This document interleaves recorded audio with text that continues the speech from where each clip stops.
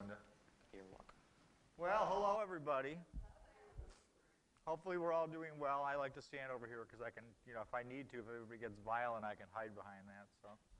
But no, seriously, I'm glad you're all here. We're going to talk about a significantly different topic than last week. We're still on the first day of the war, I'm sorry to say. So we may get done to the end eventually. But right now we're going to talk about Singapore, Burma, and the Dutch East Indies. But before we get there, I don't think I covered this quite as well as I should have. And that was in regards to when I was talking last week about the 360-degree search out of Pearl Harbor. Remember, the Japanese came in from the north, but we were only covering this area here. And the reason for that was, if that big line is the equator, just in case anybody doesn't know. And what happened is, after World War I, the Japanese were given mandated islands. They were given the German possessions that belonged to be in control of. Every one of those was to be north of the equator, and the Australians were given the German possessions that were south of the equator. So consequently, what happened is since we couldn't afford a 360-degree search because we didn't have enough assets at Pearl Harbor to do that, what they did was they thought that if the Japanese were going to attack Pearl Harbor, indeed they would come from the Marshall Islands. So consequently, they put their search in this area here. And that just again points out the fact that you really need to not do what you think the enemy is going to do. You need to do what the enemy is capable of doing. So that, I don't think I cover that quite well enough with what the Mandate Islands were, so hopefully everybody now knows that's where those were. Yes? A background question. What led you to be so interested in this aspect of World War II? I'm just weird. Did you have family members? No, my father fought in Europe. And actually, we've actually been to the battlefield where my father fought, but I've always been interested in military history in general, so I could talk about a lot of different pieces of it. But I chose this particularly for Ollie because I don't think anybody really does this. You may have, I know I broke a rule here, but the fact of the matter is, as a military historian on World War II, the expectation is that you will talk about and show a picture of Hitler. You may have noticed that we have not done that. So I've broken the rules, but the fact of the matter is I didn't think he was really pertinent to our conversation. So anyway, with that said, hopefully that clarifies that for everybody. And we go back to the first day of the war. Well, we're back to the first day of the war, and we talked about Pearl Harbor was just a raid. But they were actually going in many places at once in regards to things that they wanted to actually capture. And a couple things were Shanghai and Hong Kong. But the fact of the matter is, Shanghai and Hong Kong were so close to like the fact that there were 1 million Japanese on the mainland of China that there was no way that those could possibly be defended. So they fell instantaneously. But the other piece will be, and the primary discussion today will be down in here. So let's talk about that. So the Japanese want to take the Kra Peninsula, or Isthmus, which is right there, and that leads to Singapore. And the reason is that Singapore controls some very key areas. What it does is it controls the Malacca Strait, or the Strait of Malacca, and it also controls this gap between Borneo. So if the Japanese are going to take the southern resource area, what they're going to have to do is they're going to need to knock out Singapore because it has its naval control of that area. And of course they need to knock out, in their opinion, the Philippines.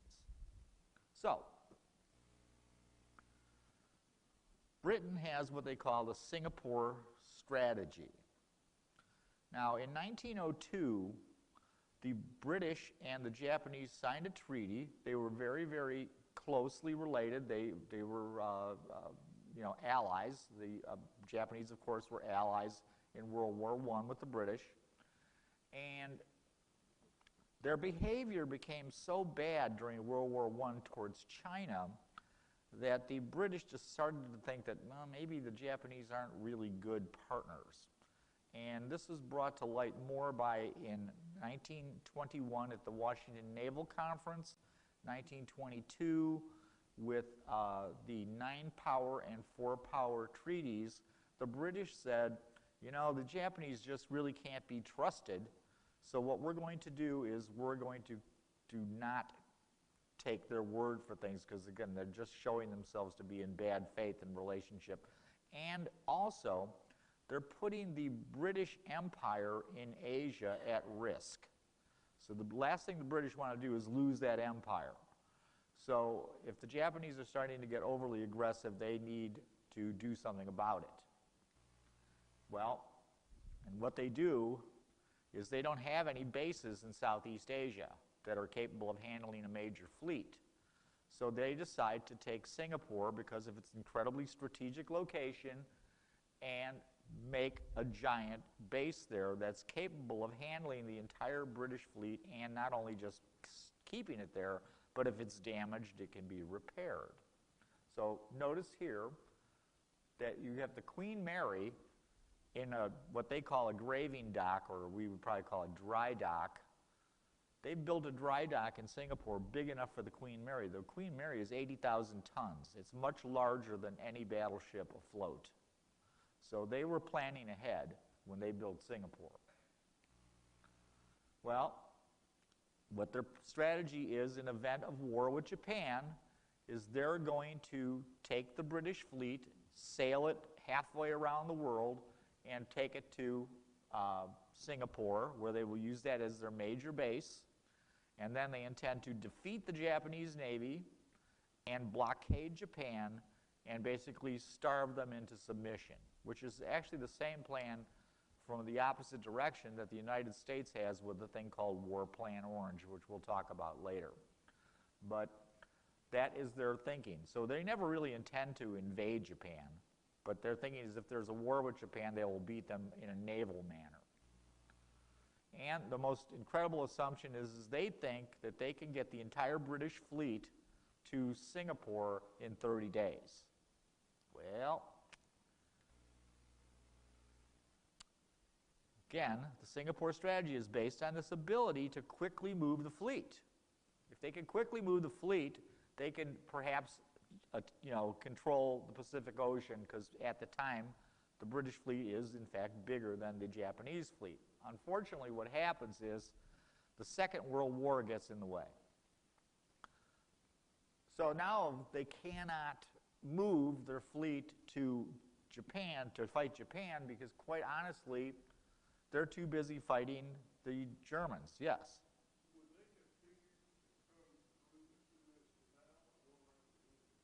They would go through the Suez Canal. And they had established a number of fueling points along the way, not just in India, but in certain islands as well.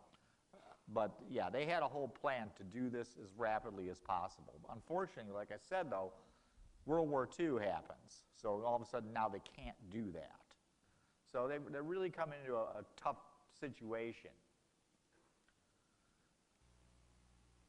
So what they try to make improvements on, because remember, this base isn't really that old, and it's a work in progress. So they're constantly trying to make Singapore a better facility and more defensible. But what happens is, then the Russians get into the war. And the British realize that the Russians are so critical to them that it's much more important to give aid to Russia than it is to give aid to the Pacific region, because they've only got so many resources. So consequently, they take their resources and they feel, and justifiably, that this would be better used to fight the Germans, who they're fighting already. They're not fighting the Japanese yet, and these resources would be better to be used to help Russia. Well, Churchill also decides that, maybe we better find some sort of deterrent for the Japanese, because the Japanese are it's looking more and more like there's going to be a war. So he decides to send a raiding force because he was going to send a bunch of old World War I battleships, but unfortunately one of those battleships is torpedoed in the Mediterranean and sunk. Two others are attacked by Italian frogmen and heavily damaged in Alexandria, and also the frogmen are also going after battleships at Gibraltar. So he can't do that. So he can't send a large squadron of old battleships to deter the Japanese, so he decides to send a raiding force of one battleship, one battle cruiser. And just so you know, a battle cruiser is a battleship-sized ship with battleship-sized guns, but it has cruiser-sized armor, and so consequently you can put more horsepower into it, and it's faster, but it's not real defensible. So, also he's going to send one aircraft carrier with this raiding force. So, there is a movie in this regard about the Italian frogmen, and I thought I would throw this out for some of you if you're interested in seeing. I used to see this movie when I was a kid, and it's called The Silent Enemy, and it's about Italian frogmen going in to sink British ships in Gibraltar, actually, that one's about. So it's kind of an interesting movie from 1958. So, the British also realize that they need to increase the land forces at Singapore because the island is deemed vulnerable from Malaya. So in other words, the island of Singapore could be attacked perhaps by the Japanese moving down the Kra Isthmus. So they begin to send more troops. They send the 3rd Indian Corps, a pretty good-sized contingent of British troops as well, along with the Indians. And unfortunately, these troops aren't particularly well trained. They're not particularly well armed. They're not particularly the Indians, well motivated. And they don't have any tanks.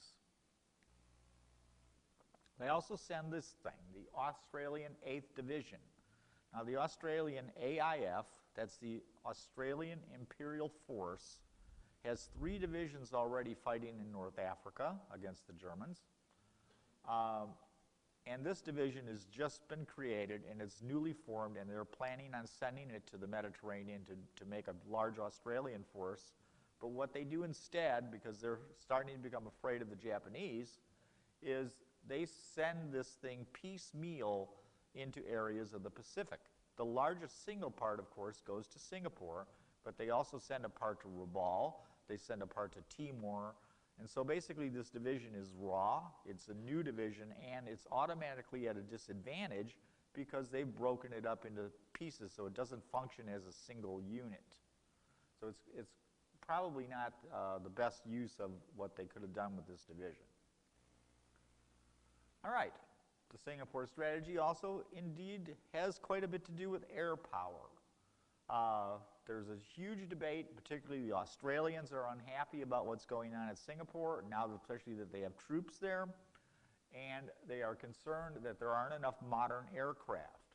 This devil right here, if you may contrast it with the Nakajima B-5KN, that is the RAF Wildebeest torpedo bomber. That was the primary torpedo bomber at Singapore.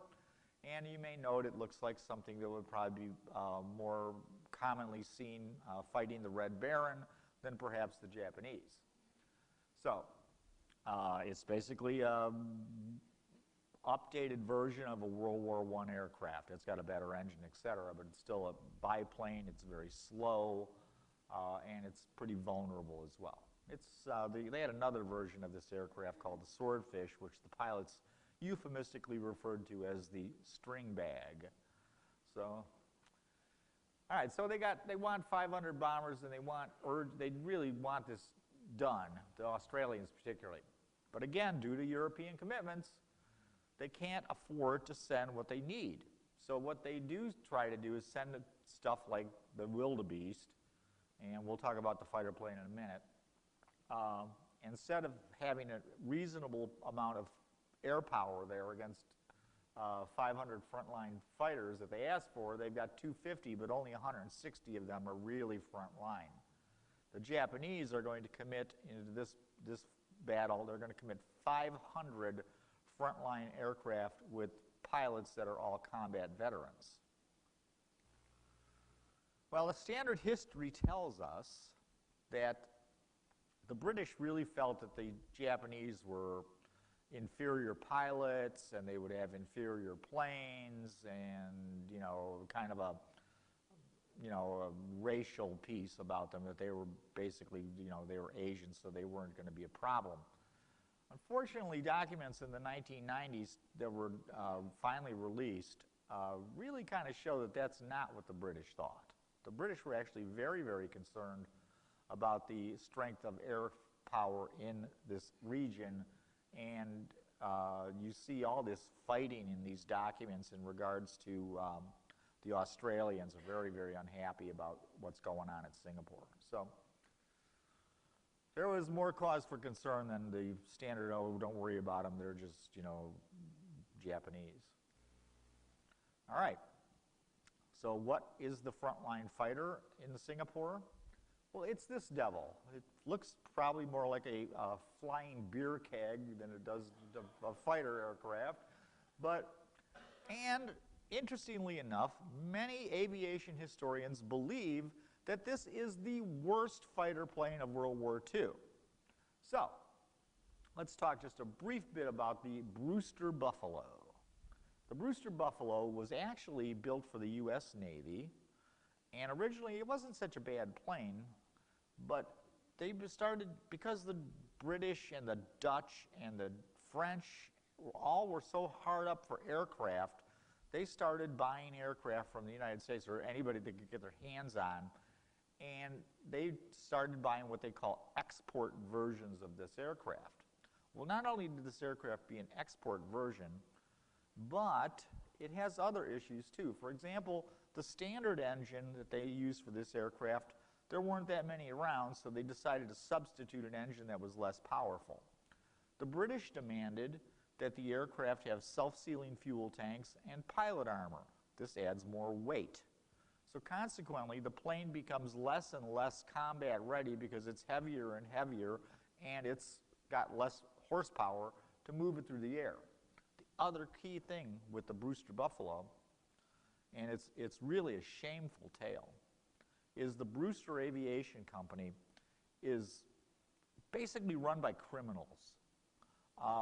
It's a huge scandal in the U.S., probably one of the biggest defense contractor scandals in U.S. history, other than our Mark 15 torpedo, but that's another one. But the Brewster Company never makes a single aircraft that's worth a darn during World War II. A couple of their key management people go to prison. The government eventually takes over the company because they can't trust the management of the company to run it. So it's a huge, huge issue. Well, needless to say, when this aircraft goes up against Japanese Oscars, that's the Japanese Army Air Force aircraft, and the Zero, which is the Japanese Navy aircraft, these guys get slaughtered. Yes? Oh, it's got right there, it's got two 50 caliber machine guns. So it's really pretty much, by later standards, underarmed. But interesting though, briefly, the Oscar at this time was only armed with two rifle caliber machine guns. So basically 7.7 millimeter, basically the equivalent of a 30-06 today. So anyway. All right, this guy. I personally think that Tomoyuki Yamashita was the finest general that Japan produced in World War II. He is in charge of the 25th Army, which is made up of the 15th and 18th divisions. Those are both combat-trained, combat veteran divisions from China, and they also include the Imperial Guard. The Imperial Guard is not a combat-ready division, but they are the Imperial Guard. It's an elite formation, and they're highly trained, and they're armed with the absolute best armaments that Japan can give a division. So they're very, very special. Yamashita has 70,000 men for the invasion. He has 200 tanks. He believes that the British force he's facing is 30 to 50,000. Indeed, it is not. It's nearly 80,000. So he's going to attack 80,000 people with 70,000. This is never a good plan. You always want to have at least 2-to-1 advantage. He doesn't have that. The plan is also to move as rapidly as possible. He has to win quickly because his logistics capabilities are very, very limited. He's not going to get more troops. Because remember, when this is going on, the Japanese are also invading the Philippines. They are also invading Guam, Wake Island, and numerous other islands in the Malay Barrier. So there's a lot going on, and they don't have an unlimited supply of anything.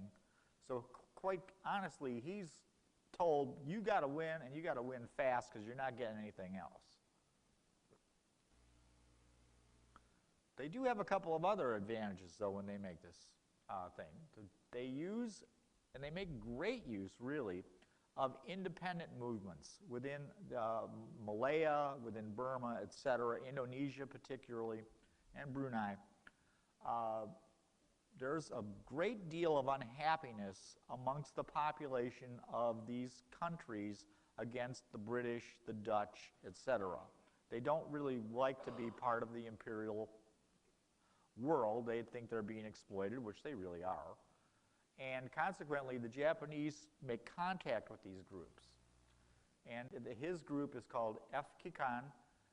It's an intelligence unit headed by Mr. Fujiwara. And they make contact with this leftist anti-British group. They also make contact with a group of Indian expatriates. And these people all want to get rid of British rule in Malaysia. So these people provide the Japanese with maps, up-to-date intelligence. They actually lead Japanese troops through little side roads and jungle trails, so the Japanese have no way to, have an advantage over any normal sort of people that would be invading because they're getting support from the local people. British have another problem. They have traitors. The Japanese have actually paid people, and this one in particular, Captain Patrick Heenan, he's an RAF officer. He's not a happy guy. And the Japanese basically pay him to spy. He gets caught. And as the Japanese come closer and closer to Singapore, where he's being held, he's waiting trial for being, a spy. He is a spy. But he's waiting on his trial, and he's goading his captors, saying, well, I'm going to get off, and, you guys are going to be the captives, and I'm going to be free, and, yada, yada. So anyway, never a good plan. So one day they're fed up with his behavior. They take him down to the docks, and they shoot him and dump him in the water. So maybe the good idea is not to taunt your captors, okay? By the way, he didn't get a trial. So on December 4th, the Japanese begin to send a convoy from Hainan Island, that's this line here, from Saigon. They meet in mid-ocean, and they begin to head down towards the Kra Isthmus. The convoy is spotted by a Royal Australian Air Force Hudson. This information is relayed to Admiral Phillips, who is the head of the Navy at Singapore. And Admiral Phillips actually is in Manila at this time, meeting with Admiral Hart of the United States Navy. So he gets, hey, there's a convoy of enemy ships heading for Malaysia. So he recalls the battlecruiser Repulse, which is on its way to Australia. And he also tells the U.S. about this, that indeed there's this giant force of Japanese heading towards Malaysia. Well, as I told you last week in Pearl Harbor, one of the reasons that we didn't really react much about Pearl Harbor was the assumption that the Japanese were indeed going to go towards Malaya. They weren't going to go towards us, and that they weren't even sure at this time that we would even be involved in the war, that they had no indication they were going to attack Pearl Harbor. They had no indication they were going to attack the Philippines, for example. But they did know that there was a large force of Japanese ships heading towards Malaya. So that's kind of another one of the information pieces that didn't go particularly well with Pearl Harbor, why they weren't really as prepared as they probably should have been.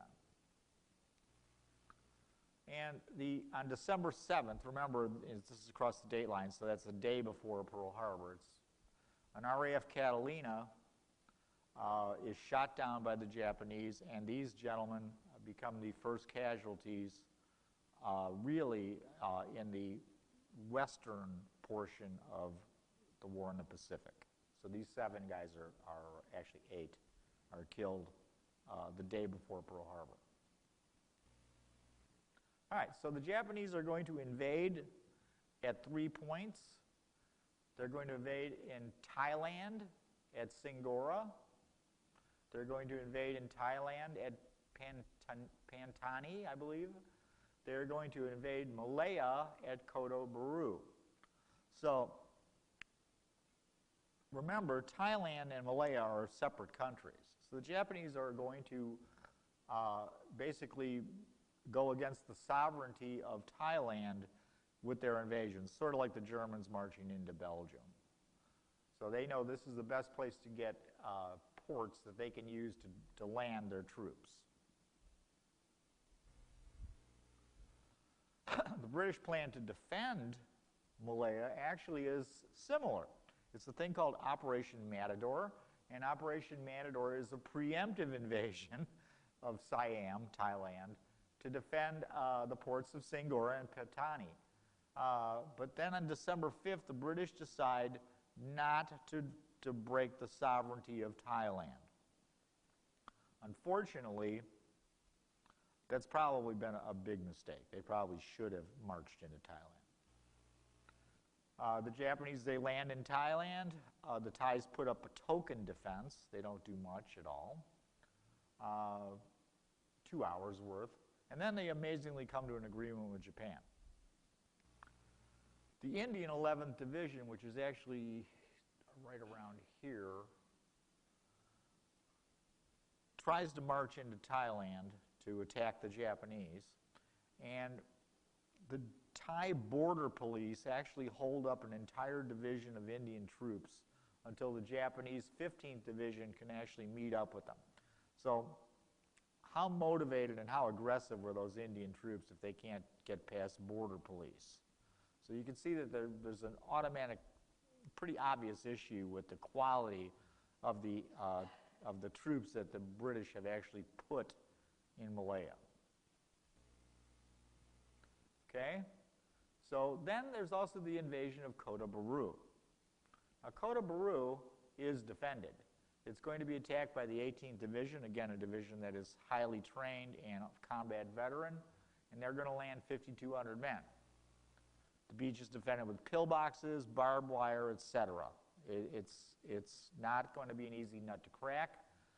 The Japanese land on the beach, and they're immediately first two waves are pinned down on the beach, and they're not making any progress. So they're in trouble. What happens is there's a swamp, and the Japanese send troops through the swamp that get behind the Indian and British troops that are defending Kota Baru, and the British and Indian troops withdraw. Probably a bad idea. So they had the Japanese in a pretty tough spot, and they let them off the hook. At the same time, RAF Hudson bombers that are based in Kota Baru begin to attack the invasion fleet. They do sink one of the transports. They damage 2 others. And then the Japanese are getting closer and closer to the airfield, and the British decide to evacuate Kota Baru completely. They pull out their aircraft. They pull out their troops. And now the Japanese have control of this airfield. And what they will do with this airfield is they will bring in their Navy aircraft and use this as a base to control more area around Singapore, but that's later on. So this attack cost the Japanese 800 casualties, and these are first-class troops. So it was nearly a disaster, but they let them off the hook. All right, let's talk about Japanese naval aviation. Now that probably doesn't look like anything that's going to come off an aircraft carrier, because it's not. The Japanese build a strong land-based air force. They're not shy about using naval air power in a land-based method. So not everything's like the U.S. Navy and the British Navy. Pretty much all their naval air capability is on aircraft carriers. The Japanese very different. These bombers have a very long range. They are pretty fast, and they can all carry torpedoes. The fact that they can carry torpedoes makes these ship killers. That's what they're designed to do. They can drop bombs, of course, but they would take the bomb bay doors off and sling a torpedo up underneath the bomber.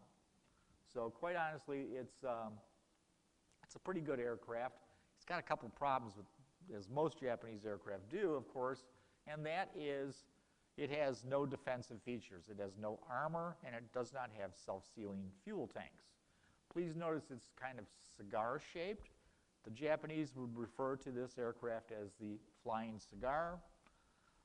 U.S. pilots would refer to it as the one-shot Ronson lighter, because what they would do is they would aim their guns between this engine, or on one of the engines, and the fuselage, and hit this giant gas tank that's right there, and the plane would blow up.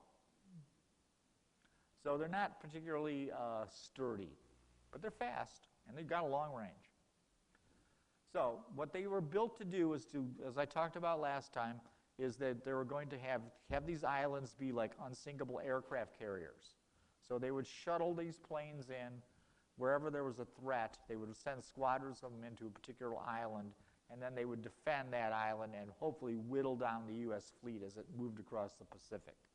That was the thinking. And it turns out to be not such bad thinking. The Allied navies, of course, have no comparable capability. They rely on the RAF and AAF level bombers. Remember, level bombers? So they don't really have a long-range torpedo carrying capability except the Japanese. Well, what happens? So the battleship Prince of Wales and the battlecruiser Repulse are in Singapore. The brand new carrier Illustrious is left behind because while it's on training maneuvers, it's brand new. I believe it was either off Jamaica or the Bahamas. It hits a coral head and it damages its hull. So the decision is made to leave this aircraft carrier behind because it's damaged. There's some thoughts about bringing the old British aircraft carrier Hermes in, but they don't do that because the Hermes is viewed as incapable of being a fleet carrier. We talked about Admiral Tom Phillips. He leads what's called Force Z. That's these two, battleship and a battlecruiser, to attack the Japanese at Kota Baru. They go out looking for the Japanese. They find out through aerial reconnaissance that the Japanese are not at Kota Baru any longer. They've already unloaded their ships and left. So this is like a day late. So they're then informed that there's another Japanese landing at Kuantan. There is not. This is bad intelligence. So they go sailing off towards Kuantan. Well, the other thing that happens is Phillips says, hey, I really like some air support. Could you send some fighter planes and help me out here? Well, the RAF says, I'm sorry, we can't spare anything right now. And Phillips decides, we don't need it anyway. Not a problem, because no battleship has ever been sunk at sea when it's ready to fight. The only battleships that have ever been sunk by airplanes are at Pearl Harbor and at Taranto, which, not Toronto, Taranto or something. It's an Italian port. I think it's Taranto. And so no battleship at sea has ever been sunk by an airplane. And he figures, don't worry about it. We'll be fine. Well, what happens is the Japanese Bettys and the Japanese Nels, that's an earlier version of the same type of aircraft, find him. He's totally destroyed by torpedoes and bombs. They are hit with both. And he finds out that, unfortunately, that the King of the Sea is no longer the battleship. The battleship is no longer the critical power piece that it used to be. In fact, if a battleship does not have accompanying aircraft, it is basically a sitting duck. So, by December 10th, there are absolutely no capital ships available in the Pacific. The only capital ships left in the Pacific that are available for the Allies are the 3 U.S. carriers. All the battleships are either sunk or damaged in basically 3 days. Oh, and unfortunately, the Admiral Phillips is killed in this attack. All right. So, we've just seen the Japanese land. We've seen them land here, here, and there. And in 7 weeks, they have managed to take, again, they're an inferior force, 70,000 versus 80,000.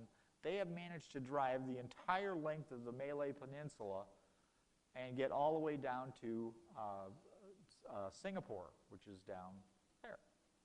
So, what does this really tell us about the Indian troops? They're not really well led.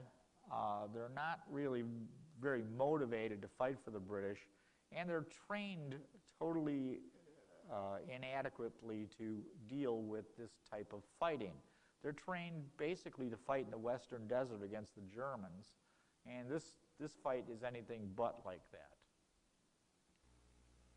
So, how did the Japanese do that in 7 weeks? Well, first of all, they're veteran troops. That's critical. They have 200 tanks. That's critical. They use bicycles to travel down the roads, so they don't have trucks, but they literally grab every bicycle they can find in Malaya and drive bicycles down the road, as you can see in this picture, to get their troops south as fast as possible. The other thing they do is they use infiltration tactics. The Japanese know that they can't match Western-style fighting. They don't have the artillery capability. They don't have the logistics and the trucks and everything you need to fight really head-on like you would with a Western army. They don't have it, okay? So what they do is they develop infiltration tactics so they can avoid head-on confrontations with whoever they're fighting. So they basically go off-road, they slip around through the backwoods or through the jungle or whatever and get behind them. Well, the British and the Indians are road-bound. And so when they get somebody behind them, they're like, well, we can't get any supplies anymore, so we got to like retreat.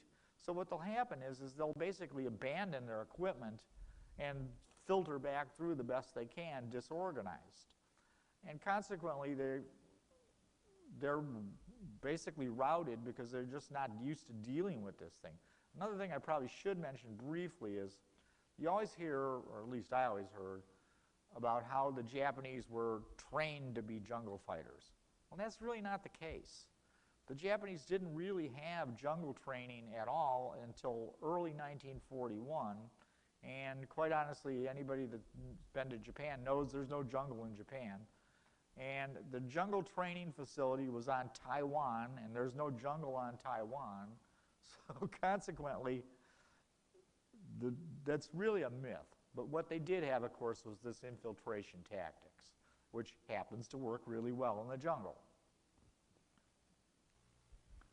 So, in 7 weeks, 70,000 Japanese versus 80,000 British and Indian and Australian troops, they capture or kill 50,000 of the British or the Indians in 7 weeks and march all the way down the island. Pretty darn impressive.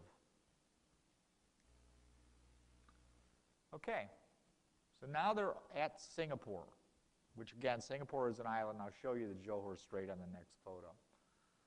But What happens is the British have been bringing troops into Singapore, including a relatively untrained British division, the 18th, and they've managed to get 30,000 troops onto Singapore, or 70,000 troops on a Singapore island. So Singapore Island is pretty much bristling with British troops. They've also blown the causeway. You can see in the circle there that you can see the water goes through there. That's actually 50 yards wide. I couldn't find a much better picture than this. So they've cut Singapore Island off from the mainland. They've got 70,000 troops on Singapore Island to fight the Japanese. Well, the Japanese are in a pretty tough spot because they are now at the very end of their logistics train.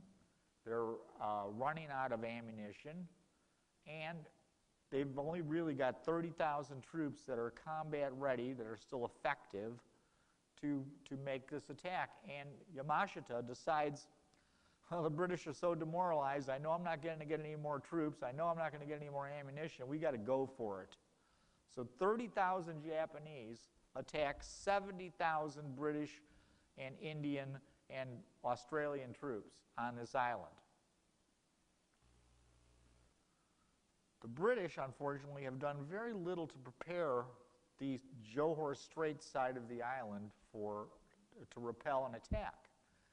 And the reason they do that is, well, you know, if we start digging in down here, it's going to look really bad for morale. So let's not dig any defensive positions because that will, like, you know, people will think we're losing. Okay, good plan. So needless to say, they don't have anybody really dug in on that side to defend the island from an invasion. Well, so what happens? The thinking was that the brand new 18th Division should have been placed here. But for some reason, General Percival thinks that the Japanese will attack here. Well, they don't. They attack here through the Australians, and the Australians are relatively demotivated. Their morale is poor. And, of course, the Indian morale is poor. So consequently, this new unit that might have been better is totally in the wrong place. So the Japanese attack over the Johor Strait, that's this water causeway here, and get on the island. They capture relatively quickly these water reservoirs. This is the only water supply for the city of Singapore. So Percival decides that without any water, he can't maintain order, he can't control anything, and he decides to surrender. What really is interesting is, though, if he would have waited a couple of days, Yamashita is completely out of ammunition. He's only got 30,000 troops on the island compared to 70,000 British, and he's about to say, I'm going to have to withdraw because I can't win this battle. So it's strictly a battle of morale. Yes?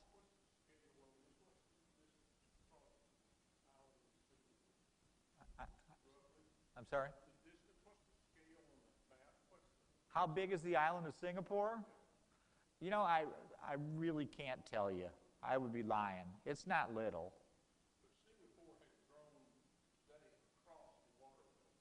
No, the Singapore boundary is Singapore Island. No, across the Johor Strait today is the country of Malaysia. Yes, Bill.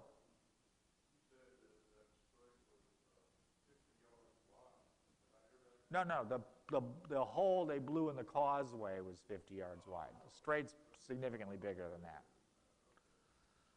All right, so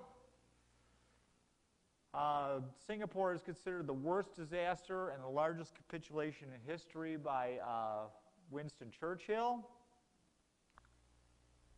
The Allies lose 138,000 troops, about 127,000 of them become prisoners. There's 38,000 British casualties. The British brand new 18th Division is destroyed and captured. The Australian 8th Division is destroyed and captured. 14,000 local troops are captured. The 66,000 Indians, they're all gone. And 1/3 of these prisoners die in Japanese captivity. The Japanese are brutal when it comes to prisoners of war. They do not treat them well at all. Many of these people die on the railroad in Burma, which I'm sure many of you are familiar with. So the bridge on the River Kwai would be the movie. So building that railroad. So what does this cause? British and Australian relations become extremely strained. Winston Churchill says, your message of January 23rd, in which you said that the evacuation of Singapore would be an inexcusable betrayal, agreeably with your point of view, we therefore put the 18th Division into Singapore instead of diverting them to Burma and ordered them to fight it out at the end.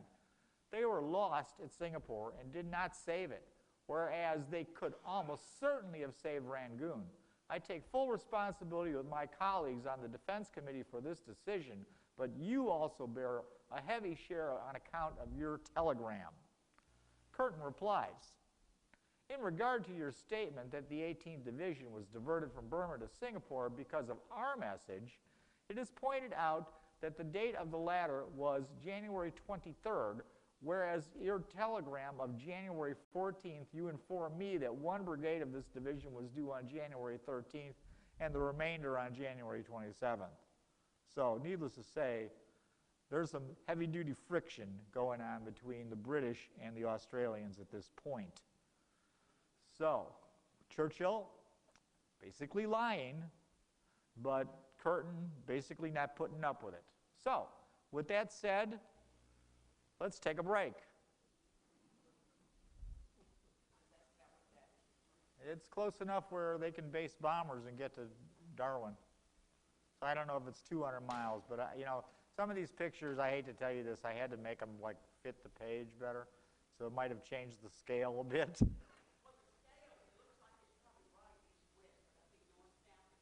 Yeah, because probably somebody was fooling with the picture. I don't mention any names. But Timor is not that far from Darwin. But yeah, you're probably correct. And I'm sure the reason is I did that, trying to make the picture nice. Don't look at the scale so close. Yes.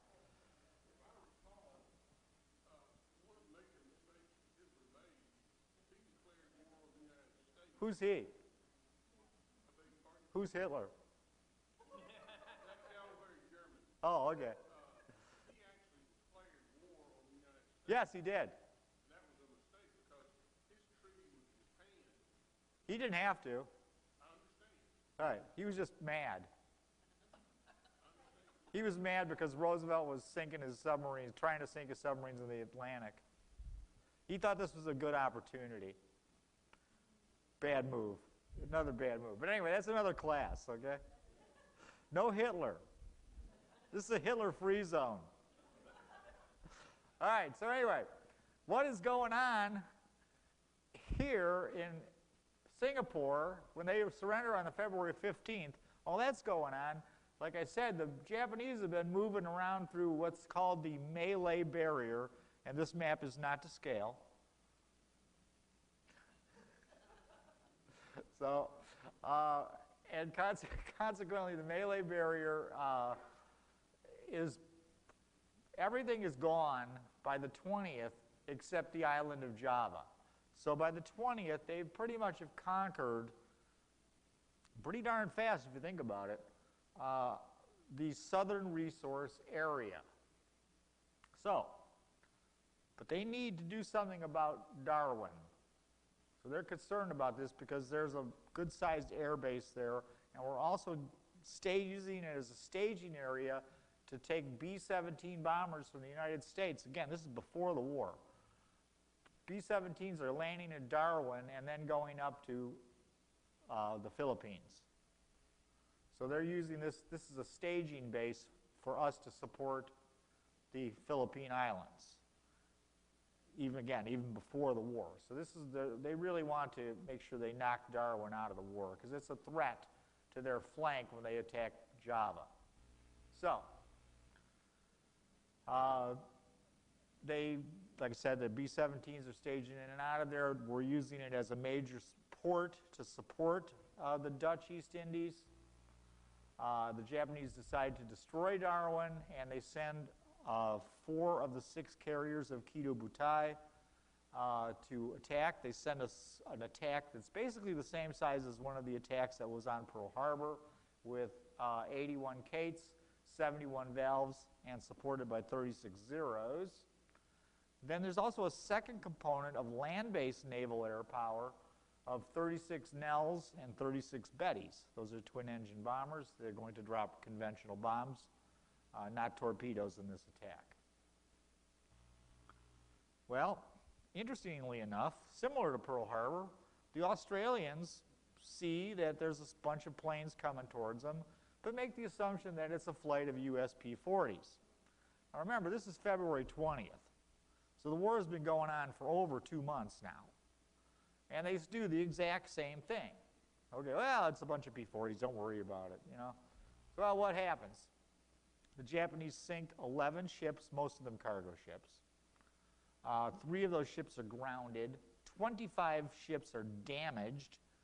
They destroy 30 aircraft for a loss of 4 aircraft. So it's a very, very significant success for the Japanese. And the city of Darwin is actually evacuated. The people that are, it's not a big population, it's maybe 2,500, 3,000 people live in Darwin. The Australian government evacuates the population of the town, right? And this is the first of over 100 bombing raids that are committed to Australia. I'm sure that many of you are probably surprised that Australia was bombed that many times by the Japanese.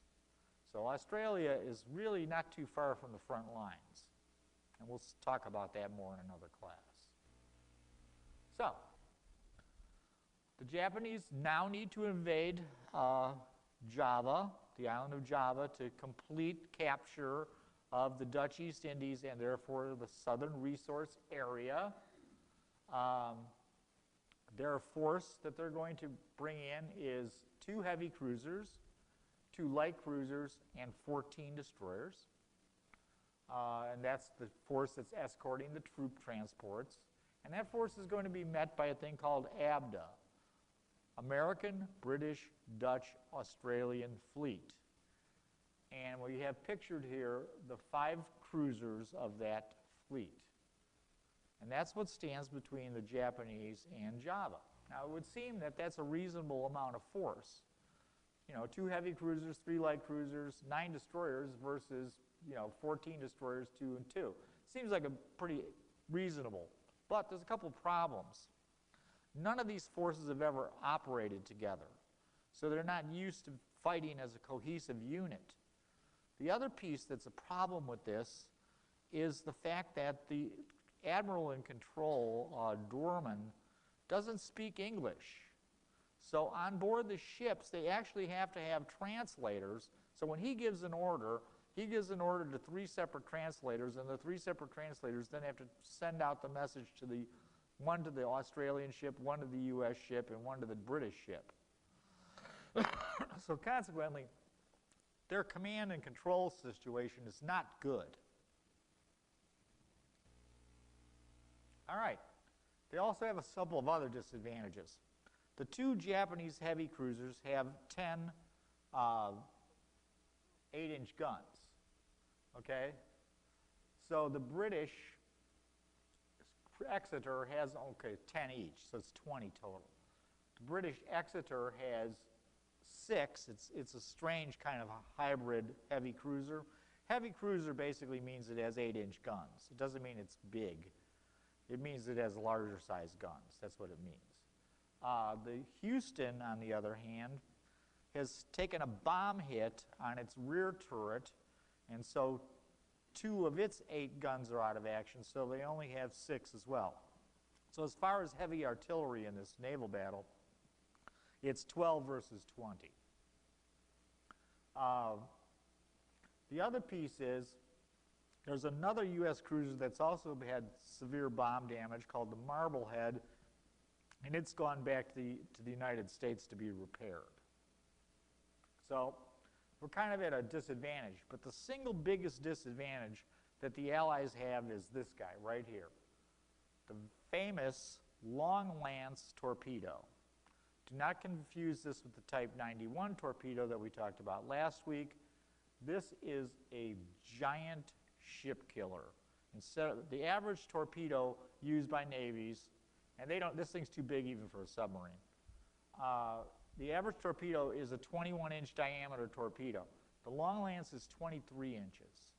So it's got bigger diameter. And what it does is these are carried on top of a ship in torpedo tubes, kind of like if you've ever seen a PT boat. And so then they swing these torpedo mounts out, and the torpedoes basically fly off the ship and hit into the water. Is that clear to everybody? Everybody get that? Okay, so these are on the deck of a ship in big torpedo tube mounts. So it's a big torpedo.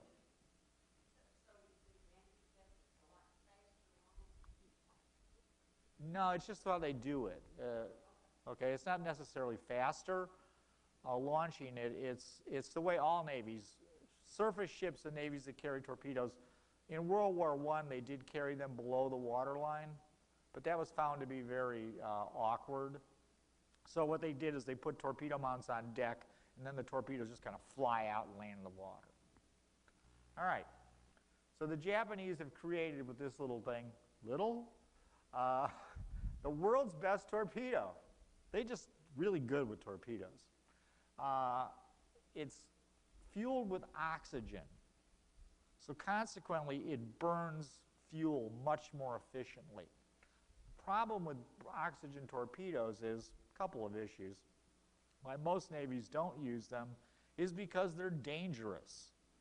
If you take a shell to your deck while you're carrying torpedoes, these things have a nasty habit of blowing up.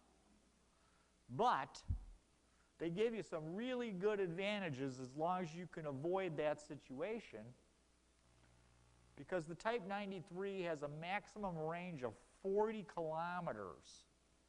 That's a long way. It can go 38 knots and do 40 kilometers.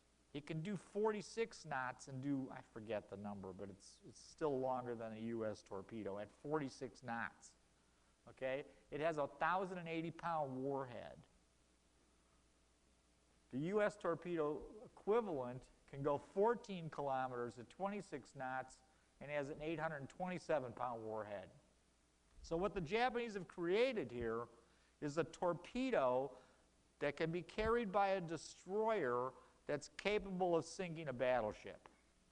This is by far the best torpedo in the world. There's nobody who has anything comparable.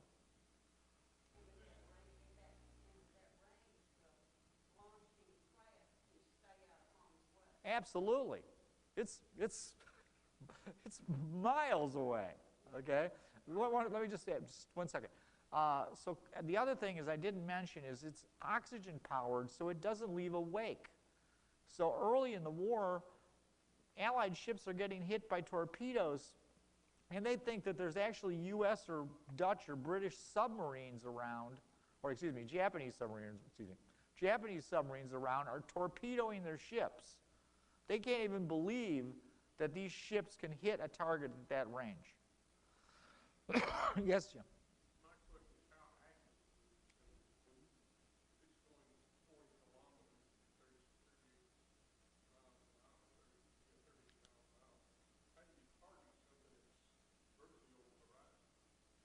You do the best you can. But I mean, where are these aimed? That's where it's going. Well, you get yourself a slide rule. Well, they go in a straight line. They don't move. You aim it. You got to predict where the ship is going to be. They're not guided. It's not like today's weaponry where they have guidance systems. They just go in a straight line. So basically, you have to project. The other thing they do, the reason they would make hits, though, is they just launch a ton of them. It wasn't unusual for them to launch a spread of 60 or 70 torpedoes at a time. hoping to hit something. Okay? The other capability the Japanese had, though, that I did not mention in regards to this question, which is really an excellent question, is the Japanese also had the capability to rapidly reload these torpedoes. So not only did they carry the torpedoes in the torpedo tubes, they had a whole nother batch of torpedoes on deck. This gets to be a problem later on, trust me, because those things blow up. But so they can reload them and fire another big spread. Yes, ma'am?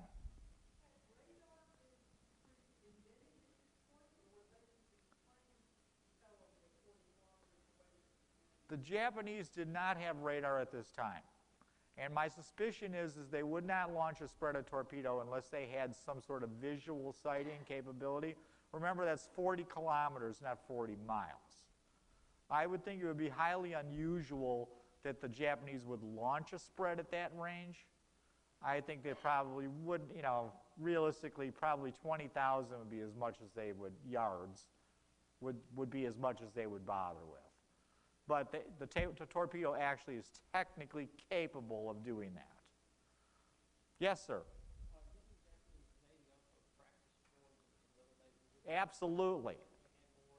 They would fire torpedoes at a prolific rate. They would fire torpedoes in practice constantly. Other navies would not do that. That was deemed too expensive. That's a great point. So anyway, what did the Japanese do? Hell, they launch a big torpedo attack. And they sink 2 destroyers. The Exeter has been hit by shell fire in a long-range gun duel, and it's forced to retire.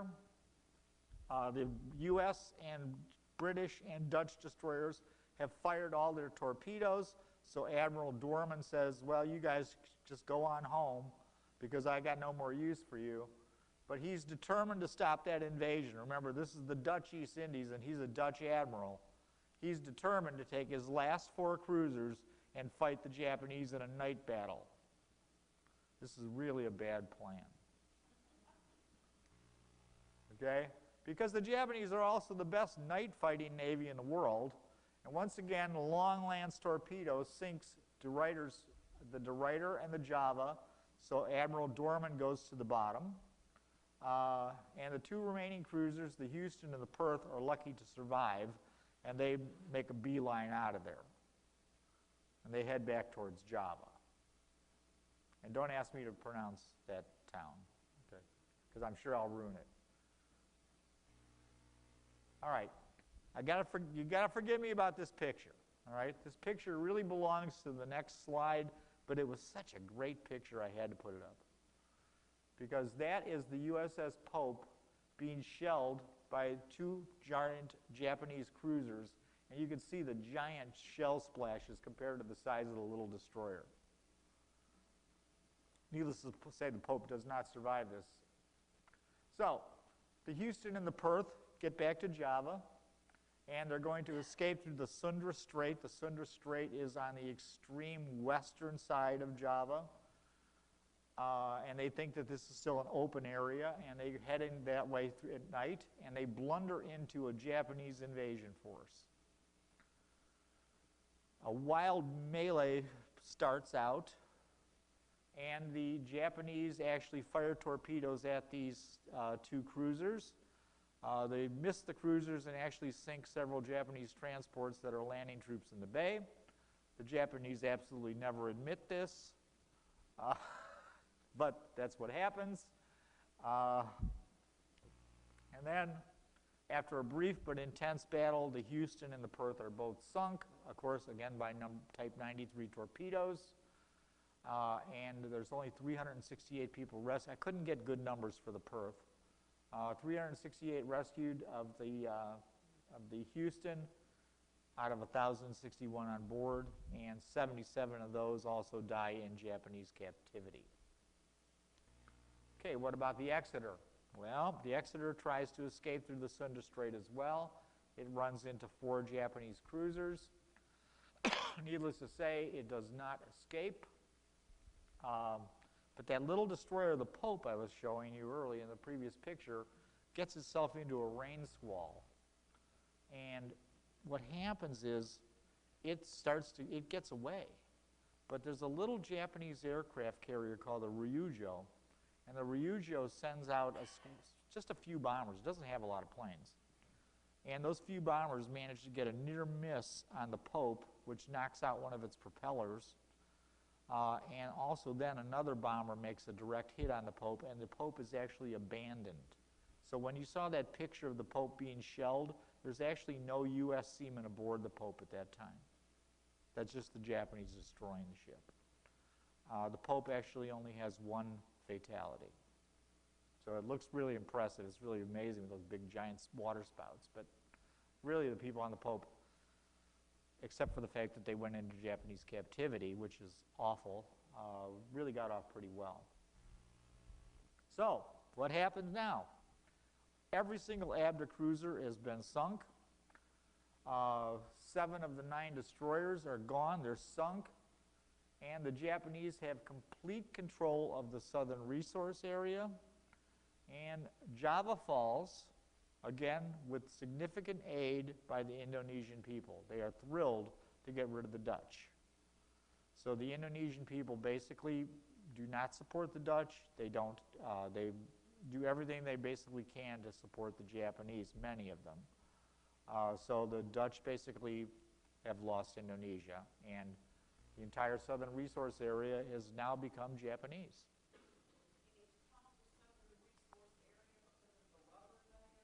Oil, tin, quinine, there's lots of stuff there.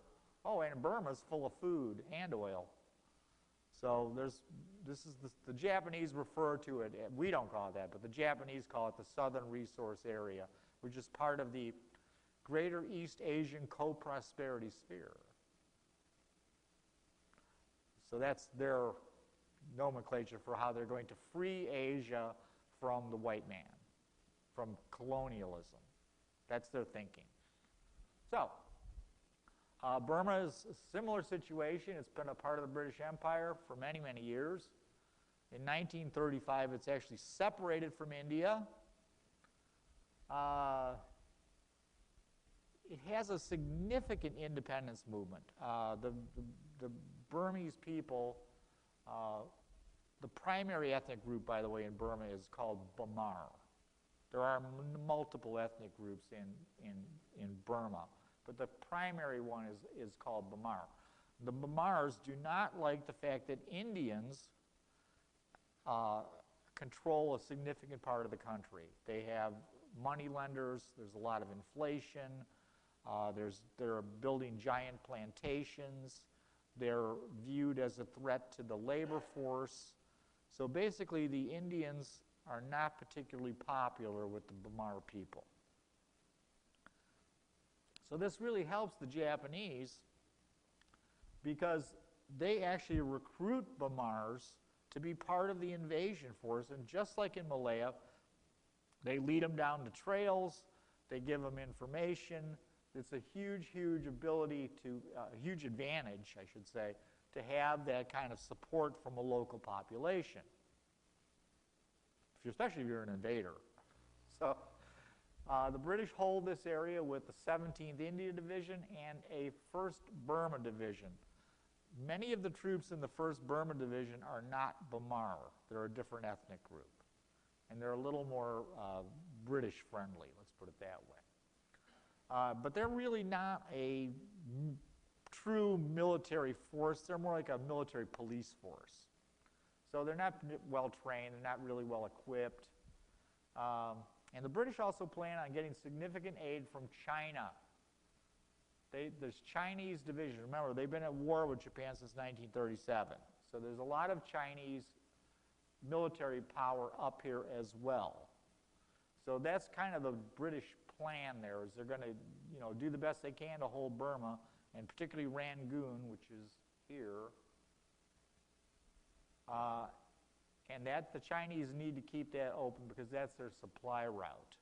So they're taking supplies from Rangoon along this here to the Burma Road into China. So there's a lot of reasons why Burma is important to both sides. The Japanese again decide to seize Burma because they want a buffer zone between themselves and India, And, of course, they want to cut the Burma Road because they don't want the Chinese to get any more supplies. The Japanese invade from Thailand. They've cut an agreement with the Thais. The Thais are actually become now a friendly government to the Japanese. They bring in 2 veteran divisions, the 33rd and 55th, and they become the Japanese 15th Army, which is really more like an Army Corps in our world, but they refer to it as an army. And they begin attacks on December 14th, so that's only 6 days after Pearl Harbor. So they go after this pretty quickly.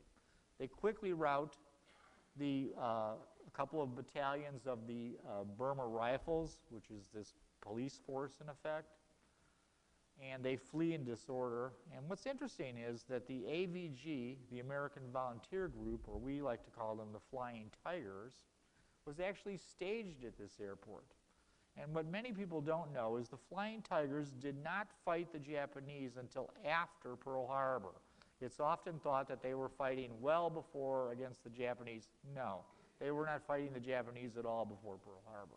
But they were at this base, and they had to flee and head into China much quicker than they wanted to. All right, so the Japanese are making this big attack into this area, and this is a particularly bad disaster because the 17th Indian Division is pretty much not equipped, not mentally prepared like most of the British forces and Indian forces to be doing really this kind of fighting. They've been trained to fight in the African desert. They've been trained to fight a European-style army. Well, the Japanese don't fight that way. They use these infiltration tactics. So what happens is the Japanese will infiltrate again behind the British. They will set up a roadblock. The Indian troops particularly begin to panic because they now feel they're surrounded, and they retreat back through the jungle, leaving all their equipment. And until they can be resupplied, they become an ineffective fighting force. Well, what happens at this bridge is that a large part, 2 brigades of the 17th Indian Division are on this side of the river. Japanese infiltrate close to the bridge, and instead of launching a counterattack, the commander of the division decides to blow the bridge with 2 brigades still on the other side. Now these people, again, you're sitting there fighting the Japanese. The next thing you know, the bridge behind you is gone. And you're like, well, what do I do now? So needless to say, this causes a tremendous amount of bad morale. And second of all, they literally begin to get any boat they can or even swim the river in order to get back to the other side. So the 17th Indian Division now is in incredibly bad shape. Well, after that disaster, it puts Rangoon in a major vice. The Japanese now get over the river. They're not really an organized force in front of them. The British begin to bring in more troops into Rangoon, but they ask the Australian government, well, could we please have they're going to bring the 3 divisions that are in North Africa back to Australia. Can we have one of those divisions to put into Rangoon? And the Australian government says, no, you may not do that. There are troops. They're going back to Australia. They're going to defend Australia. They are not going to defend Burma. Well, needless to say, that causes huge issues for the British. They don't really have too much more they can put into this area. So General Alexander, who's relatively famous, decides that he can't hold Rangoon and decides that he's going to evacuate to the northwest. He's going to go this way, okay? And what happens is, again, a Japanese force gets behind him and puts up a roadblock. they attack aggressively against this roadblock, and the roadblock holds. So now they're thinking, we're in trouble, we're going to make one more attack on this. But what's interesting about it is the Japanese commander was told to make this roadblock only temporary. And throughout the war in the Pacific, Japanese mid-level commanders always follow the plan to the letter. They don't show a lot of individual initiative. So consequently, the plan says to give up this roadblock and head towards Rangoon. That's what he does. And then when the British attack the roadblock, there are no Japanese there, and they escape. So the British Army would have been similar to Singapore, could easily have been destroyed at Rangoon, but fortunately, through Japanese, and he was following orders, not having taken that initiative that he would have needed to make that decision that this would have been the better thing to do, to stay there and fight, he followed orders and the British escape. So, Rangoon falls, and the British continually are presented with these roadblocks through the infiltration tactics, and they continue to abandon their equipment and escape overland all the way back up towards India. The Chinese armies, relatively ineffective, and a mass exodus of British and Indian people, civilians, begins to head towards India to escape the Japanese. And it's a disaster. When they cross the Chinwin River, which is here, the British have left behind 2,000 trucks, 110 tanks, 40 guns. They've lost 30,000 killed, captured, or wounded. The Chinese have lost estimates up to 40,000. 500,000 civilians have now fled into Burma, from Burma into India. And of those people, the estimates are the minimum is 10,000 of those died, probably more like 50,000, literally starving to death on the trails to India, because there's no towns or anything. This is rough country. The Japanese reported losses for this victory are only 5,000. I tend to debate that.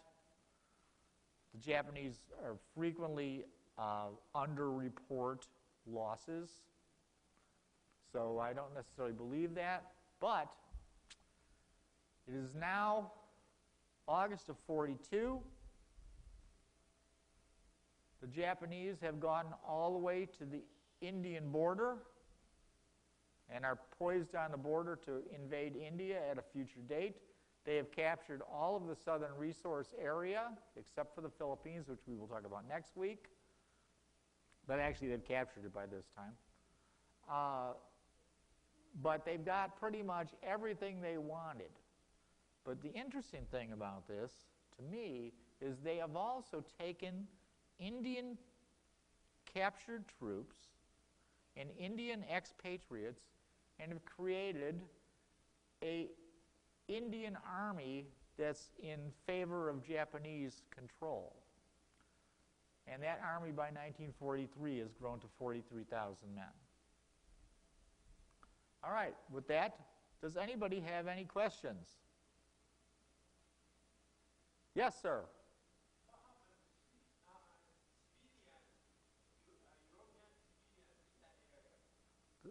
The Burmese civilians?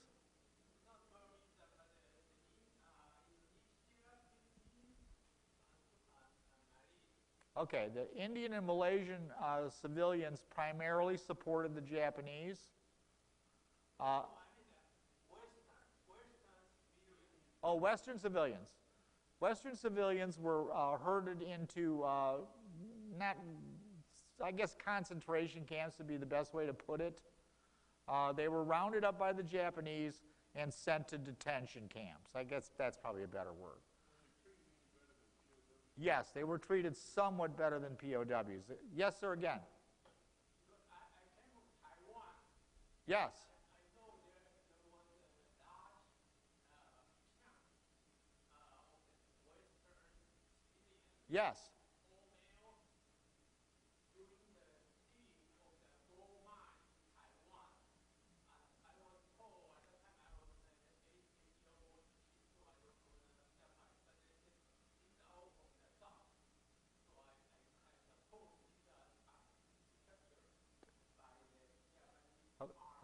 Okay, are you sure that, were they POWs or were they civilians?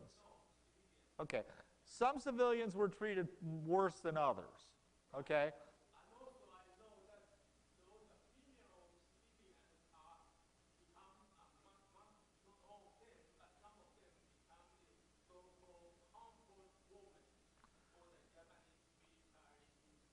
That was primarily Korean females. Yes.